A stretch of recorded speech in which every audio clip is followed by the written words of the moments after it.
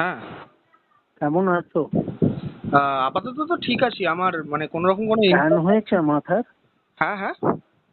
স্ক্যানে কিছু পাওয়া গেছে? স্ক্যান তো ওখানে যা হয়েছিল সেইটা হ্যাঁ, রিপোর্ট পাওয়া গেছে, তো ইন্টারনাল কোনো ইনজুরি নেই বা হ্যামারেজ কিছু নেই, যা আছে আচ্ছা, আউটসাইড মানে স্কালের আউটসাইডে আছে।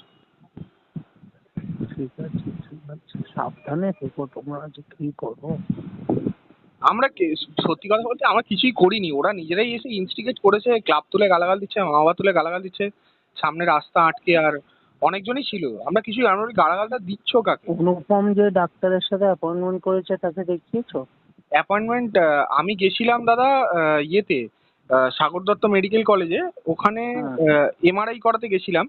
তো ওখানে হ্যাঁ, যে নিউরো সার্জন ছিল উনি বললেন যে তোমার ওই রিপোর্টটা দেখে, টাটা মেডিকেলের রিপোর্টটা দেখে বললো তোমার তো কোনো রকম কোনো ইনজুরিজ ইনসাইডে নেই, তো তোমাকে এমআরআই করাতে হবে না।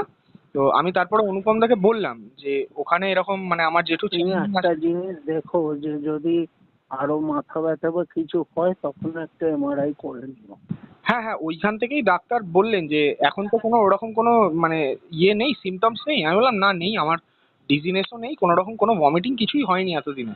বলে হ্যাঁ তোমার রিপোর্ট যদি তাই বলছে। হয় তখন একটা এমআরআই করে নিও, কিন্তু তখন অনুপম দাকে ফোন করে দিও। হ্যাঁ, আমি অনুপমদার সাথে সেই ঠিক রকমই কথা বলেছি সকালবেলা, যে যদি ইনকেস কোনো এমার্জেন্সি হয় আমি দাদাকে ফোন করবো। দাদা বলেছে ঠিক ঠিক আছে আছে। আমাকে ফোন করো অবভিয়াসলি। ওকে ওকে, ঠিক আছে, পয়লা বৈশাখে মাঠে এসো, দেখা হবে। হ্যাঁ নিশ্চয়ই, আসবো আসবো।